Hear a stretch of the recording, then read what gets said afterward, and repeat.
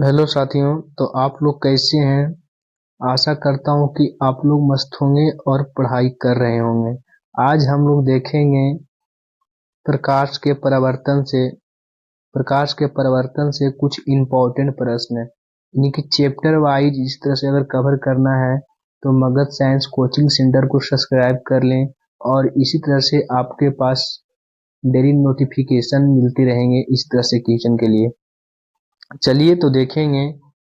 पहला प्रश्न कहता है किसी दर्पण या चिकने तल पर प्रकाश की किरणें आपतित होने पर परावर्तन होता है।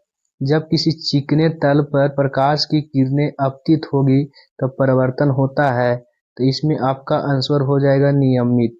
परिवर्तन किस में होगा? तो नियमित रूप में होगा। अगला प्रश्न कहता है किसी समतल दर्पण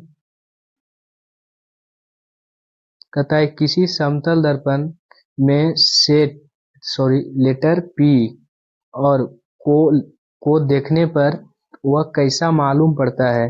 तो किसी समतल दर्पण में लेटर पी को देखने पर कैसा मालूम पड़ेगा? तो जब समतल दर्पण में जैसे आईना में देखेंगे तो इस तरह से मालूम पड़ेगी, यानी क्यू जैसा मालूम पड़ेगा, यानी कि हो जाएगा आपका सी सही आंसर, यानी कि उल्टा। मान लो कि इस तरह से है तो किसी आईने में देखेंगे, समतल दर्पण में देखेंगे तो उल्टा दिखाई देगा।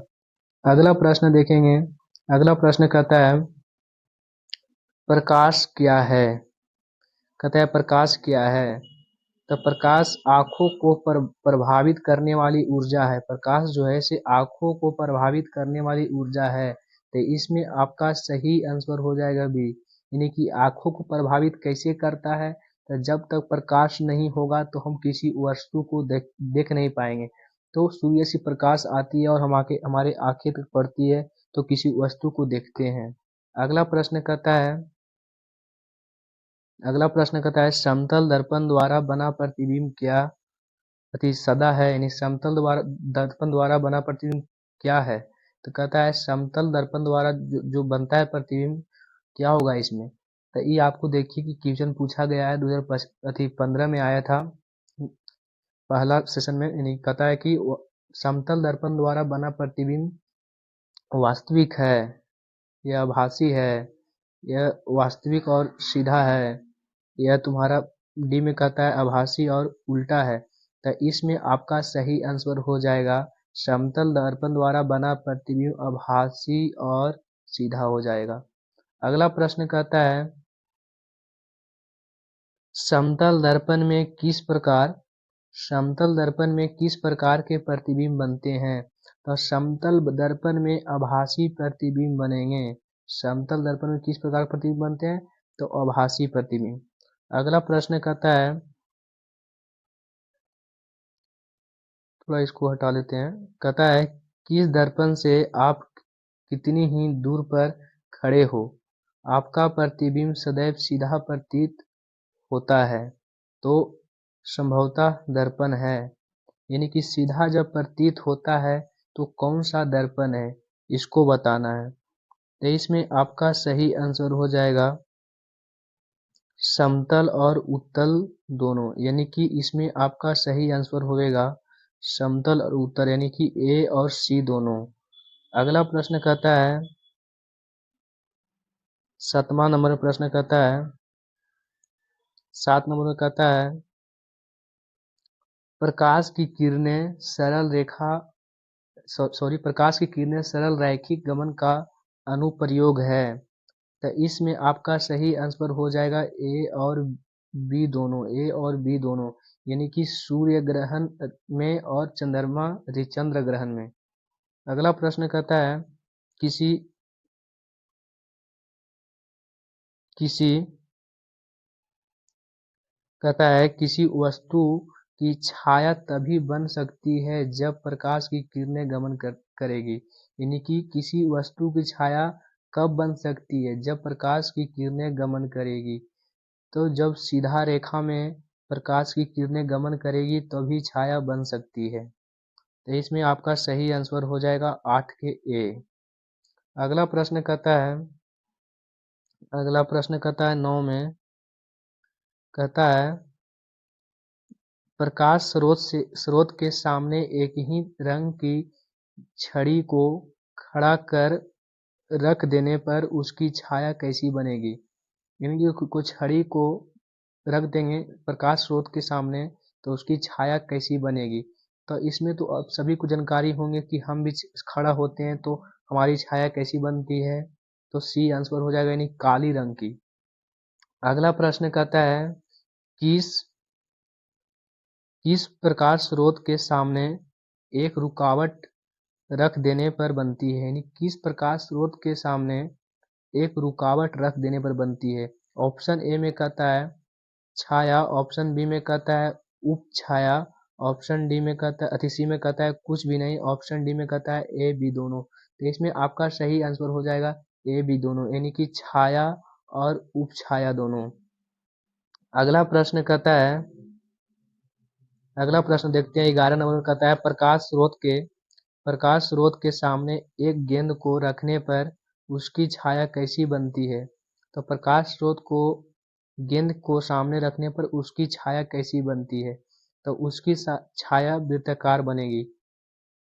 अगला प्रश्न यानी कि 11 का आंसर हो गया बी सही। अगला प्रश्न कहता है 12 में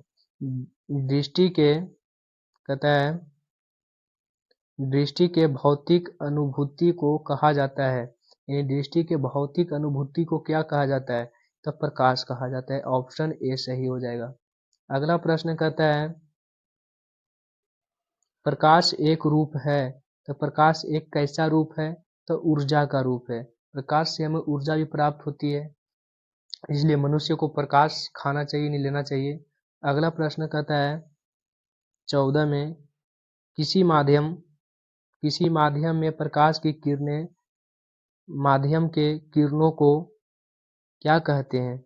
तो माध्यम के किरणों को ए बी सी यानी कि गर्म करती है, प्रकाशित करती है और मध्य के कणों में गति प्रदान करती है।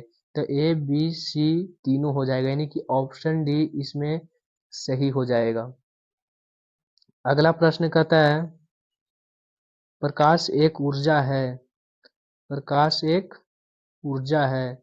तो प्रकाश एक किस प्रकार की ऊर्जा है समझेंगे। यानी कि कहता है ऑप्शन ए में विकिरण ऊर्जा, ऑप्शन बी में कहता है यह एक बल है, ऑप्शन सी में कहता है ए बी दोनों, ऑप्शन डी में कहता है कोई नहीं। तो इसमें आपका सही आंसर हो जाएगा विकिरण ऊर्जा।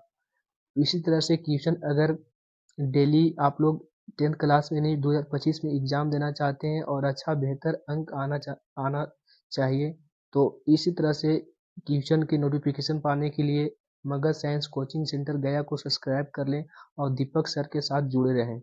अगला प्रश्न कहता है प्रकाश तरंगे किस प्रकार की तिरंगे होती है। यानी कि प्रकाश तरंग जो होती है किस प्रकार की तिरंगे होती है। तो इसमें आपका आंसर हो जाएगा ऑप्शन बी, यानी कि विद्युत चुंबकीय तिरंगे होती है। प्रकाश तरंगे कैसी होती है तो विद्युत चुंबकीय। इसमें वैसा कुछ ऑब्जेक्टिव है जो समझ में नहीं आ रहा तो रट जाओ, क्योंकि एग्जाम में यही सब क्वेश्चन आता है, एनसीईआरटी लेवल पर क्वेश्चन है। अगला प्रश्न कहता है इसको हटा लेते हैं। अगला प्रश्न कहता है प्रकाश, थोड़ा बढ़ा लेते हैं स्लाइड। कहता है प्रकाश तरंगों के गमन के लिए किस प्रकार के माध्यम की आवश्यकता होती है। प्रकाश तरंग जो है वो गमन के लिए, आन जान के लिए किस प्रकार यानी किस माध्यम की आवश्यकता होती है। तो इसमें आपका सही आंसर हो जाएगा 17 के बी, यानी कि किसी प्रकाश की माध्यम नहीं, यानी प्रकाश के गमन करने के लिए कोई माध्यम की आवश्यकता नहीं होती। जिधर प्रकाश की जगह मिलेगा उधर चित्र आ जाएगा, यानी कि किसी प्रकार की माध्यम नहीं। ऑप्शन बी सही। अगला प्रश्न कहता है प्रकाश का तरंगदैर्घ्य, यानी प्रकाश का तरंगदैर्घ्य अन्य बाधाओं की तुलना में होता है। यानी प्रकाश का तरंगदैर्घ्य जो है से अन्य बाधाओं की तुलना में होता है तो बहुत छोटा होता है। ऑप्शन ए सही हो जाएगा आपका। अगला प्रश्न कहता है प्रकाश किरण है। अगला प्रश्न कहता है प्रकाश किरण है। तो प्रकाश किरण यानी प्रकाश का बिंदु पथ है। प्रकाश किरण जो है से प्रकाश का बिंदु पथ है। तो आज इतना ही रहेगा, यानी कि आज हम लोग 19 मोस्ट इम्पॉर्टेंट प्रश्न देखे हैं जो कि एनसीईआरटी के लेवल पर है। प्रकाश के परिवर्तन से कुछ प्रश्न और बच गए हैं जो कि अगले क्लास में देखेंगे। जय हिंद दोस्तों। इस तरह से वीडियो देखने के लिए और मेरे साथ बने रहिए। इस तरह से आपके लिए हम इस तरह से वीडियो लाते रहेंगे।